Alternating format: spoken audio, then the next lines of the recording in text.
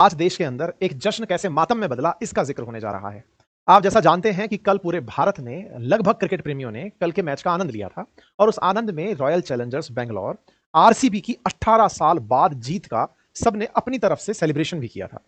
Celebration में चूंकि बेंगलोर का नाम जुड़ा था, कर्नाटका के फैंस में एक विशेष उत्साह था कि जब से आईपीएल होने लगा है, उस आईपीएल के अंदर जो लोग खेल रहे हैं या जो लोग देख रहे हैं, उन्होंने अभी तक जीत का स्वाद नहीं चखा था, फाइनल्स में जीत का स्वाद नहीं चखा था। लेकिन कल जो हुआ उसके अंदर आईपीएल के फाइनल्स की जीत ने कर्नाटका के फैंस को सेलिब्रेशन का एक अवसर दिया।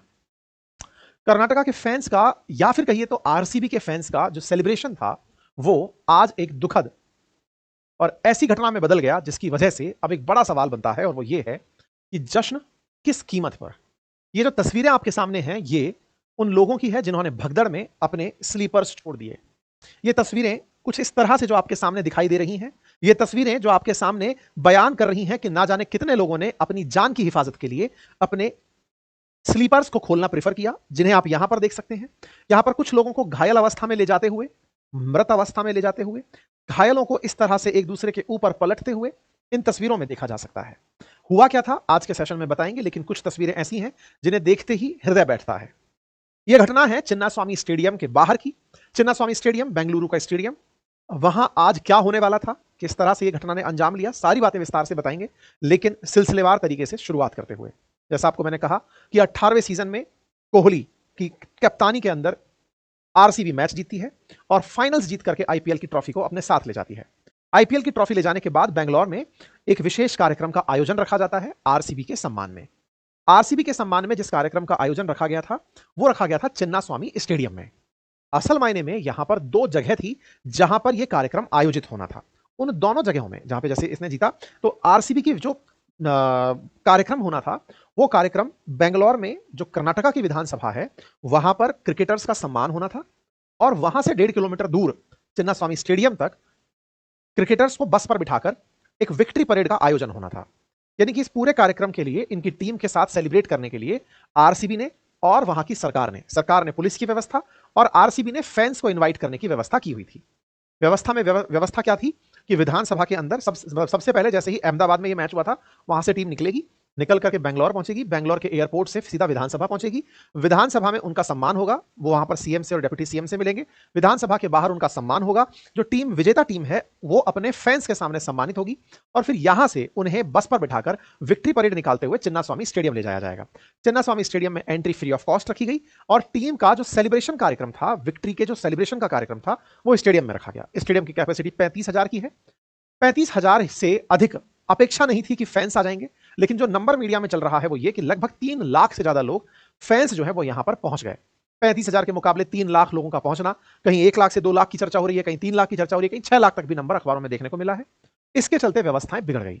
आरसीबी ने विक्ट्री परेड कैंसिल कर दी। असल मायने में आरसीबी ने सुबह सुबह यह जानकारी दी थी कि आज विक्ट्री परेड निकलेगी और विक्ट्री परेड निकलेगी मतलब टीम को कुछ इस तरह से बिठाकर ले जाया जाएगा, चैंपियंस को कुछ इस तरह से बिठाकर ले जाया जाएगा। यहां की जो सरकार है वो भी अपने खिलाड़ियों के सम्मान के लिए उपस्थित थी। आप यहां पर जो डिप्टी सीएम हैं कर्नाटका के, उनके द्वारा टीम का वेलकम होते हुए देख सकते हैं। क्रिकेटर्स को एयरपोर्ट से विधानसभा ले जाती हुई बस को देख सकते हैं, जिसमें चैंपियंस की तारीफ में या चैंपियंस के सम्मान में लोग खड़े हुए हैं। और इसी तरह से जब लोगों की भीड़ बढ़ते हुए देखी जाती है, तो अचानक दोपहर में एक मैसेज सर्कुलेट होता है। यहां पर यह एनडीटीवी का मैसेज है, जिसे शायद आप देखें, नो विक्ट्री परेड। अब इसने सारा की सारा मामला बिगाड़ दिया। नो विक्ट्री परेड का जो यहां पर मैसेज है, इस मैसेज में असल मायने में कर्नाटका गृह मंत्रालय के आदेश के बाद ट्रैफिक पुलिस ने जारी की एडवाइजरी। दिन में एक ऐसी स्थिति बनकर आई, आप अगर टाइम पर गौर करें तो आप समझ पाएंगे। सुबह 7 बजे आरसीबी का मैसेज है कि विक्ट्री परेड बेंगलोर में होनी है। 2 बजे मीडिया में खबर आती है नो विक्ट्री परेड, कि कोई विक्ट्री परेड नहीं होगी। दोपहर तक ऐसा क्या बदल गया? बदला फैंस की संख्या का नंबर, मतलब फैंस की संख्या बदलने लगी। फैंस इस कार्यक्रम में भर भर के पहुंचना शुरू हुए। कुछ तस्वीरें देखिए, ये बेंगलोर विधानसभा के बाहर की तस्वीरें हैं, जिसमें आपको हजारों की संख्या में लोग विधानसभा के बाहर खड़े हुए हैं। ये आरसीबी के फैंस हैं। इनका पहुंचना जब शुरू हुआ, इस भीड़ को देखते हुए प्रशासन ने यह तय किया कि अगर अब हमने विक्ट्री परेड निकाली तो चलती हुई बस के आसपास जो लोग होंगे, हो सकता है उन्हें क्षति हो जाए, वो एक दूसरे पर चढ़ जाएं, वो एक दूसरे को नुकसान पहुंचा दें। ये जो तस्वीरें आपके सामने आ रही हैं, इन तस्वीरों से आप अंदाजा लगा सकते हैं कि भीड़ किस तरह थी। यहां पर चैंपियंस का सम्मान हो रहा है और विधानसभा के बाहर उनके फैंस खड़े हैं। अगर आप इस ड्रोन से ली गई फुटेज को देखें तो आप अंदाजा लगा सकते हैं कि कितनी बड़ी संख्या में लोग उपस्थित थे बेंगलौर के अंदर कर्नाटका विधानसभा के सामने। ये जो सम्मान कार्यक्रम था, इसके बाद खिलाड़ियों को लेकर जाना था स्टेडियम, और उस स्टेडियम की दूरी 1.5 किलोमीटर थी। कार से 1.8 किलोमीटर दिखाई दे रही है, बाइक से 1.4 किलोमीटर, मैप पर यह लोकेशन है। इस चिन्नास्वामी स्टेडियम के लिए जिस तैयारी को किया गया था कि रास्ते में फैंस से मिलते हुए जाएंगे, लेकिन इस कार्यक्रम को स्थगित करने से लोगों के मन में एक अव्यवस्था पैदा हो गई कि हमें स्टेडियम जाना है या फिर यहीं रहना है, विधानसभा ही रहना है, या रास्ते के अंदर हमको टीम जाएगी तो विक्ट्री परेड में वो जाती हुई दिखेगी। ये अव्यवस्था और ये जो सूचना के अंदर गलती थी, इसको आप मतलब आने वाले समय में जांच के बाद ही पता चलेगा। फिलहाल के लिए स्थितियां ऐसी थी। अच्छा, अब ये जो रास्ता तय होना था, लोगों के मन में ये तो था कि चिन्नास्वामी स्टेडियम में कार्यक्रम रखा गया है और फ्री का है, तो चल करके पहले ही सीट बुक कर लेनी चाहिए, क्योंकि विधानसभा के आगे बहुत भीड़ है। तो 12 बजे से ही लोग इस स्टेडियम के अंदर आकर बैठना शुरू हो गए थे। ये आपको लोगों की भीड़ दिखाई दे सकती है। कार्यक्रम का आयोजन शाम को होना है और ये भीड़ दोपहर में ही आकर बैठना शुरू हो जाती है। एक मैसेज सर्कुलेट हो रहा है जो इस बारे में ही चर्चा कर रहा है। जब कार्यक्रम हो रहे हैं तो लोग अपनी तरफ से अपनी कैपेसिटी में कहीं से भी एंट्री करने का प्रयास कर रहे हैं। टीम के जो फैंस हैं विधानसभा के सामने इस तरह से दिखाई दे रहे हैं। वहीं चिन्नास्वामी स्टेडियम में जब टीम पहुंचती है तो स्टेडियम के अंदर उनके लिए सम्मान का कार्यक्रम रखा जाता है। स्टेडियम के भीतर जब सम्मान दिया जा रहा होता है टीम का, लाखों की भीड़ प्रेजेंट होती है। उसी समय बाहर जो लोग रह जाते हैं, जो स्टेडियम में एंट्री नहीं कर पाते, वो गेट पर दम लगाना शुरू कर देते हैं।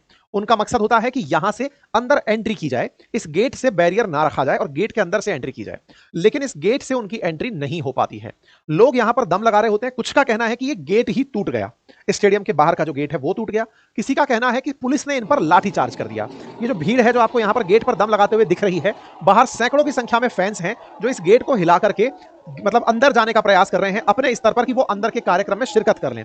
इस बीच में सिक्योरिटी अरेंजमेंट्स के लिए जो लोग तैनात थे, उन्होंने संभवतः हल्का बल प्रयोग किया। एक तस्वीर यहां पर दिखाई दे रही है किस तरह से यहां पर सिक्योरिटी के जो लोग हैं वो, और ऐसे किस तरह से यहां पर बल प्रयोग के लिए लोग आते हुए मेन गेट पर दिखाई देते हैं। लोगों की संख्या इस हद तक थी कि कार पर लोगों ने चढ़कर कार का नक्शा मिटा दिया। मतलब इस तरह से लोग जहां जगह मिल रही थी वहां चढ़ते चले जा रहे थे।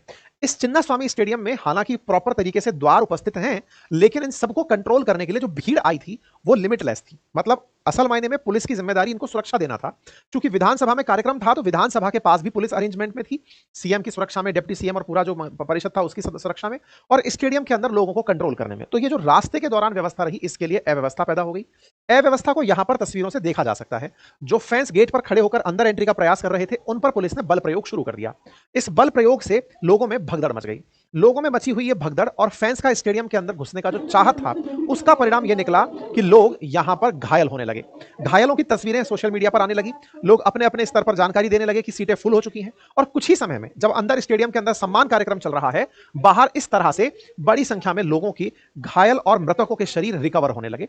अंदर सम्मान कार्यक्रम चल रहा है और बाहर घायलों की तस्वीरें चलने लगी। इस तरह से दो तस्वीरें कि एक तरफ जहां विराट कोहली का सम्मान हो रहा है, वहीं पुलिस वाला एक व्यक्ति, एक बच्चे को जो कि अचेत हो चुका है, उसे लिए है। इधर जश्न हो रहा है, इधर मातम हो रहा है। ऐसी तस्वीरें तेजी से चलने लगी। सवाल बनने लगा कि ट्रॉफी तो जीती, लेकिन किस कीमत पर? खुशी का आयोजन तो था, लेकिन किस कीमत पर? विराट कोहली और संभवतः टीम को हो सकता है इस बारे में अंदाजा ही ना हो कि बाहर क्या हो रहा है। सरकार को, जिसके पास पूरा मुखबिर तंत्र होता है, जिसके पास सिक्योरिटी अरेंजमेंट्स होते हैं, वो भी इस कार्यक्रम में चूंकि व्यस्त थे, उन्हें भी संभवतः यह अपेक्षा नहीं रही होगी कि ऐसी व्यवस्थाएं हो जाएंगी। तो तरह तरह की बातें होना फिर स्वाभाविक था। राजनीति को यहां पर अपनी जगह लेना था। लोग चर्चा करने लगे कि जब टी20 वर्ल्ड कप हुआ था, तब मुंबई के अंदर जो भीड़ थी वो आसानी से मैनेज कर ली गई थी, कर्नाटका भीड़ मैनेज नहीं कर पाया। लोग कंपेयर करने लगे कि विक्ट्री परेड निकलती हैं, अर्जेंटीना की विक्ट्री परेड हो या इंडिया की विक्ट्री परेड हो, लोग हजारों की संख्या में आते हैं और उनको बढ़िया से मैनेज किया जाता है। लेकिन कर्नाटका इस मामले में फेल हो गया। लोग इसके साथ साथ कई तरह के ट्वीट्स और मैसेजेस करने लगे। न्यूज निकलने लगी कि सरकार ने यहां पर जो स्थिति पैदा हुई है उसके लिए मृतकों के लिए मुआवजे की घोषणा कर दी है।